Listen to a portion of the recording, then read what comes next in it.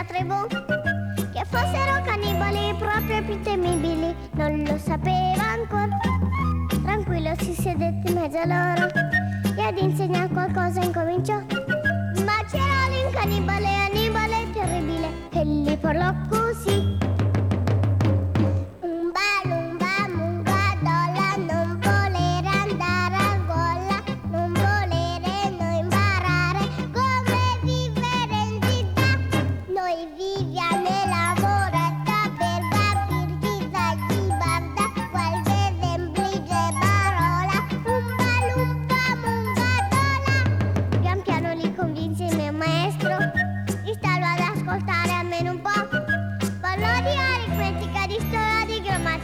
Un po' di civiltà.